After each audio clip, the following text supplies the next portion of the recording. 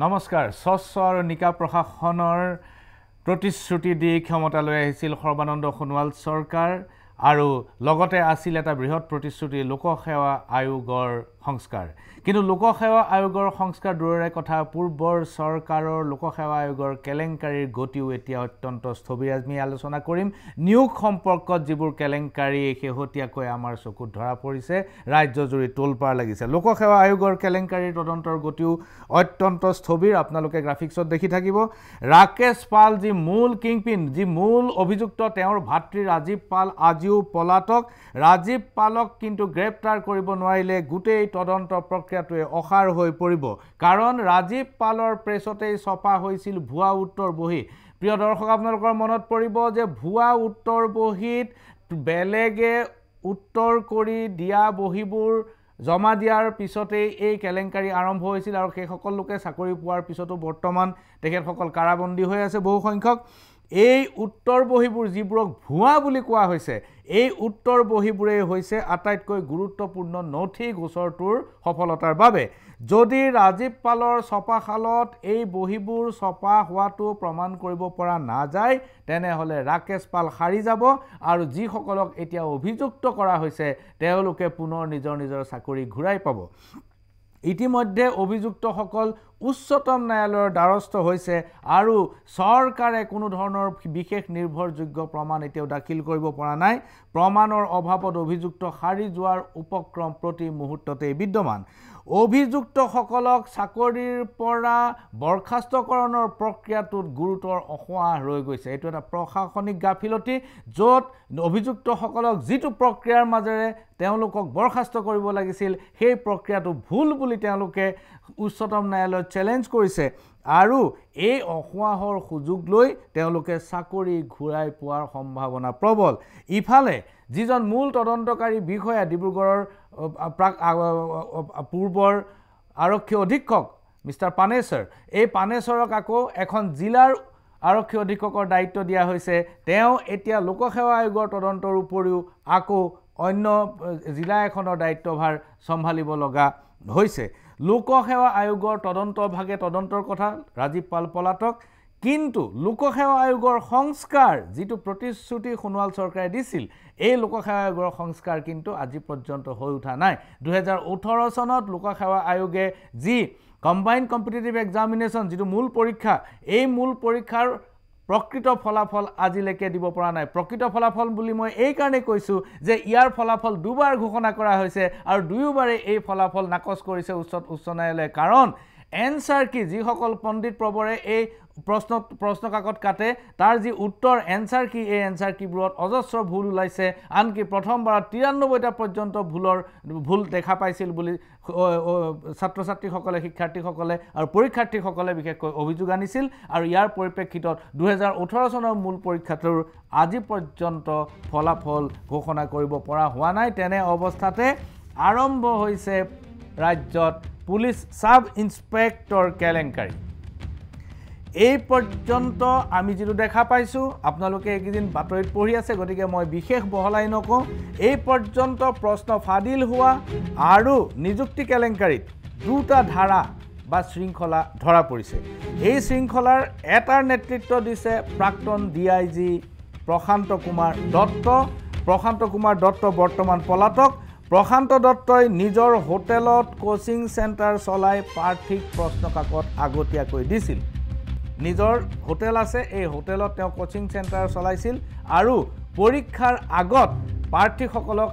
এবাৰ মক টেষ্ট অৰ্থাৎ পৰীক্ষাত কেনেকৈ বহিব প্ৰশ্ন কাকত বিলাই তেওঁ পৰীক্ষা লৈছিল আৰু সেই মক টেষ্ট তেওঁৰ নিজৰ হোটেলতে অনুষ্ঠিত হৈছিল গ্ৰেপ্তাৰ হৈছে এজন প্ৰাৰ্থীৰ নাম হিৰকজ্যোতি বৰুৱা এই হিৰকজ্যোতি বৰুৱাৰ হোৱাটছএপত এখন প্ৰশ্ন কাকত পোৱা গ'ল আৰু এই প্ৰশ্ন কাকতখন ক'ৰ পৰা পাইছে বুলি সোধা তেতিয়া পিকে দত্তৰ নামটো ওলাল পিকে দত্ত কোন তেতিয়া বিচাৰ কৰোঁতে গম পালে যে ডিআইজি পিকে দত্ত আৰু ডিআইজি পিকে দত্তৰ ঘৰত খানা তালাচী কৰোঁতে এটা কাঠৰ বাকচৰ ভিতৰত হিৰকজ্যোতি বৰুৱাৰ পৰীক্ষাৰ এডমিট কাৰ্ড আৰু এখন ব্লেংক চেক তাত উদ্ধাৰ কৰা হৈছে আমাৰ প্ৰশ্ন হ'ল যে প্ৰশান্ত দত্তই এই প্ৰশ্ন কাকত ক'ত পালে আমি এটা সৰু গ্ৰাফিক চাই লওঁ তাত আপোনালোকে প্ৰশান্ত দত্তই ক'ৰ পৰা প্ৰশ্ন কাকত পালে তাৰ ৰহস্যটো আমি চাম আৰক্ষী জিম্মাৰ পৰা প্ৰশ্ন কাকত দত্তৰ হাতলৈ প্ৰশান্ত দত্তৰ হাতত প্ৰশ্ন কাকত আৰু এই প্ৰশ্ন কাকত হীৰকজ্যোতিলৈ প্ৰেৰণ কৰিলে তাৰ পিছত হীৰকজ্যোতিৰ পৰা গোলাঘাটৰ জনৈক ব্যক্তিয়ে এই প্ৰশ্ন কাকত পালে আৰু গোলাঘাটৰ জনৈক ব্যক্তিৰ পৰা এইবাৰ প্ৰশ্ন কাকত লাভ কৰিলে গোলাঘাটৰ ব্যক্তিজনে পুলিচক জনালে আৰু পুলিচে হীৰকক গ্ৰেপ্তাৰ কৰাৰ পিছতেই প্ৰশান্ত দত্তৰ ৰহস্যটো ওলাই পৰিল এতিয়া এই শৃংখলাটোৰ উপৰিও দ্বিতীয় শৃংখলা যেটো এটো আপোনালোকে গ্ৰাফিক্সত দেখিব যে দ্বিতীয় শৃংখলাটো চলাইছিল বিজেপি নেতা দিবন ডেকা আৰু তেওঁৰ দুজন বন্ধুৱে লগ লাগি গণেশগুৰিৰ থ্যাংক ইউ লজ নামৰ লজটোত গোপনে প্ৰশান্ত দত্তৰ নিচিনাকৈ পৰীক্ষা চলাইছিল গোপন পৰীক্ষা চলাইছিল প্ৰশ্ন কাকত আগতে লৈ আহিছিল আহি আগদিনা তেওঁলোকক লজত বহুৱাই তেওঁলোকৰ মক টেষ্ট প্ৰাক পৰীক্ষা লোৱা হৈছিল যাতে তেওঁলোকে সকলো উত্তৰ সমানে শুদ্ধ কৰিব পাৰে এই দিবন ডেকা কোম্পানীয়ে প্ৰাৰ্থী পৰা ধন সংগ্ৰহ কৰিবলৈ বহুত লোকক কামত লগাইছিল তেওঁলোকে এটা নেটৱৰ্ক বনাই লৈছিল যে দিবন ডেকাই প্ৰশ্ন কাকত আনিব কোচিং দিব কিন্তু প্ৰাৰ্থীবিলাক ইউনিভাৰ্সেল কোচিং সেন্টাৰ নামৰ এটা কোচিং সেন্টাৰৰ জৰিয়তে আউটসোৰ্সিং কৰা হৈছিল তেওঁলোকে প্ৰাৰ্থীবিলাক তাৰ পৰাই বাছনি কৰিছিল কোনে ধন দিব আৰু কোনে ধন দিব পাৰিব বা নোৱাৰে তাৰ পৰাই তেওঁলোকৰ লগত আলোচনা হৈছিল আৰু তাতেই এইবিলাক ফিক্স হৈছিল তাতেই এইবিলাক চূড়ান্ত কৰা হৈছিল ইয়াৰ লগতে এপোলো হস্পিটেলৰ 3 জন কৰ্মচাৰী জড়িত আছে তেওঁলোকৰ কম্পিউটাৰ বিভাগত আইটি সেকশনত চাকৰি কৰে তেওঁলোকৰ কম্পিউটাৰৰ পৰা এতিয়া পুলিচে 44 জন প্ৰাৰ্থীৰ নাম উদ্ধাৰ কৰিবলৈ সক্ষম হৈছে যিসকলে দিবন ডেকাৰ হোটেলত বা থ্যাংক ইউ লজত দিবন ডেকাৰ অধীনত এই প্ৰাক পৰীক্ষা বা মক টেষ্টত অৱতীৰ্ণ হৈছিল এতিয়া আমি এটা গ্ৰাফিক চাই লওঁ যে দিবন ডেকাই কেনেকৈ প্ৰশ্ন কাকত লাভ কৰিছিল দিবন ডেকা বিজেপিৰ এজন যুৱ নেতা এই দিবন ডেকাই আৰক্ষী উৎসৰ পৰাই সংগ্ৰহ কৰিছিল তাৰ পিছত দিবন ডেকাৰ হাতলৈ প্ৰশ্ন কাকত আহিলে তাৰ পিছত ধন লোৱা প্ৰাৰ্থীৰ প্ৰাক পৰীক্ষা হ'ল তাৰ পিছত এই দিবন ডেকাৰ পৰা এই প্ৰাৰ্থীৰ পৰা গৌতম মেছৰ হাতলৈ আহিল গৌতম মেছৰ হাতৰ পৰা আহিল পৰীক্ষা আৰক্ষী ৰিক্ৰুটমেন্ট বোৰ্ডৰ চেয়াৰমেন প্ৰদীপ কুমাৰলৈ গৌতম মেছে প্ৰেৰণ কৰিলে প্ৰশ্ন কাকত আৰু প্ৰদীপ কুমাৰে দুয়োজনকে মাতি আনি সিআইডিৰ জিম্মাত 20 তাৰিখৰ দিনা দিয়া জমা দিলে তেওঁলোকক সিআইডিৰ হাতত সমজাই দিলে কিন্তু সিআইডিয়ে দুয়োজনকে অজ্ঞাত কাৰণত দিবনক এৰি দিলে আৰু দিবন বৰ্তমান পলাতক এই বিষয়ে আমি আৰু আলোচনা কৰিম ইয়াৰ পিছত প্ৰশ্ন হ'ল যে এই প্ৰশান্ত দত্ত আৰু দিবন ডেকাই এই প্ৰশ্ন কাকতবোৰ ক'ৰ পৰা পালে 16 ছেপ্টেম্বৰত বাহিৰৰ ছপাখালৰ পৰা অসমলৈ প্ৰশ্ন কাকত আহিছিল আৰু 16 ছেপ্টেম্বৰৰ পৰা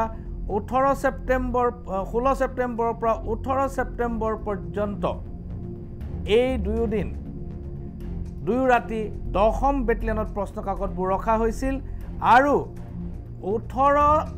আৰু 19 ছেপ্টেম্বৰৰ দুটা ৰাতি ৰাজ্যৰ বিভিন্ন আৰক্ষী অধীক্ষকৰ জিম্মাত আছিল প্ৰশ্ন কাকত 20 ছেপ্টেম্বৰত প্ৰশ্ন কাকত আৰক্ষী জিম্মাৰ পৰা পৰীক্ষা হললৈ গৈছিল 16 তাৰিখৰ পৰা 19 তাৰিখ পৰ্যন্ত 10ম আৰক্ষী বেটেলিয়নত এই প্ৰশ্ন কাকতবোৰ মজুত আছিল কিন্তু আগতীয়াকৈ প্ৰাক পৰীক্ষা যে অনুষ্ঠিত কৰিছিল মক টেষ্ট যে লৈছিল দিবন ডেকা আৰু প্ৰশান্ত দত্তই এই কাকতবোৰ তেনেহলে ক'ৰ পৰা পালে যি সময়ত অহাৰ মুহূৰ্তৰ পৰা পৰীক্ষা হললৈ যোৱাৰ প্ৰাক মুহূৰ্তলৈকে 10ম আৰক্ষী বেটেলিয়নৰ ষ্ট্ৰং ৰুমত এই প্ৰশ্ন কাকত জমা আছিল তেনেহলে প্ৰশান্ত দত্ত অথবা দিবন ডেকাৰ হাতলৈ এই প্ৰশ্ন কাকত কেনেকৈ আহিল এয়া আৰক্ষী উৎসৰ বাহিৰে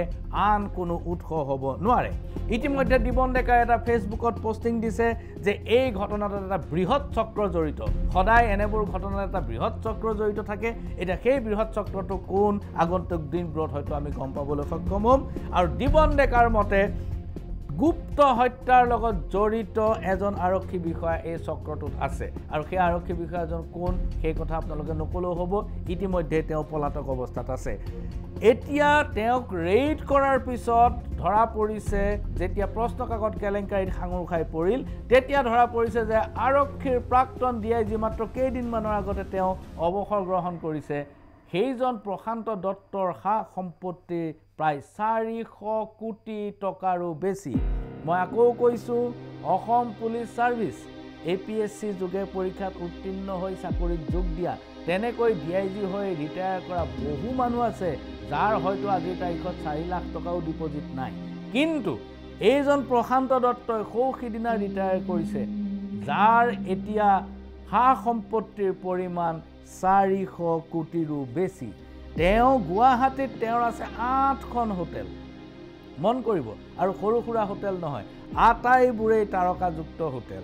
উজনিত তেওঁৰ আছে চাহ বাগিচা আৰু শিলচৰত 1400 বিঘা মাটিৰ ৰবৰ বাগিচা ইতিমধ্যে ক্ৰাইম ব্ৰাঞ্চৰ দল ইতিমধ্যে শিলচৰলৈ ৰাওনা হৈছে যে তেওঁৰ শিলচৰত কি আৰু সম্পত্তি আছে এটো বিচাৰ কৰিবৰ বাবে তেওঁৰ ঘৰত এটা কাঠৰ বাকচ ভাঙি লাভ কৰিছে 8 কিলোগ্ৰাম সোণ আৰু বাজেয়াপ্ত হ'বলৈ এতিয়াও বাকি বহুকেইটা আলমিৰা খুলিব পৰা হোৱা নাই ডিব্ৰুগড় তেওঁৰ গৃহ চহৰ ডিব্ৰুগড়ত আছে 110 বিঘা মাটি আৰু ডিব্ৰুগড়ত তেওঁ এটা বিশাল এপাৰ্টমেণ্ট এতিয়া নিৰ্মাণ কৰি আছে এই গোটেইখিনি সম্পত্তি কিন্তু প্ৰশান্ত কুমাৰ দত্তই চাকৰিত থাকোতেই আহৰণ কৰিছিল আৰু সকলোৰে চকুত পৰি আছিল সকলোৱে জানে মই জানো যে হোটেল ভাৰ্গৱ গ্ৰেণ্ড তাৰ মালিক কোন সকলোৱে জানে গুৱাহাটীৰ মানুহৰ মুখে মুখে যে ৰিচেষ্ট পুলিচ পাৰ্সনেল ইন আসাম পুলিচ আটাইতকৈ ধনী মানুহজন প্ৰশান্ত কুমাৰ দত্ত কেৱল চকুত নপৰিল ইতিমধ্যেই ৰিটায়াৰ কৰা হৰিভকত সকল যিসকল ৰাম নাম গোৱা DGP সকল তেওঁলোকৰ চকুত নপৰিল প্ৰশান্ত দত্তৰ এই বিশাল সম্পত্তি এতিয়া আহক আমি আন এটা প্ৰসংগলৈ আহোঁ কেৱল প্ৰশান্ত দত্তৰ বিশাল সম্পত্তিতে ব্যস্ত ৰাখি এই গোটেই তদন্ত প্ৰক্ৰিয়া কিন্তু ডাইভাৰ্ট কৰিব নোৱাৰি ইয়াত মূল ঘটনাৰ অভিযুক্ত ওলাবগৈ লাগিব 20 তাৰিখৰ দিনা 11:40 বজাত প্ৰদীপ কুমাৰে এটা ফোন পালে যিজন প্ৰদীপ কুমাৰ হৈছে যে আৰক্ষী নিযুক্তি বোৰ্ডৰ অধ্যক্ষ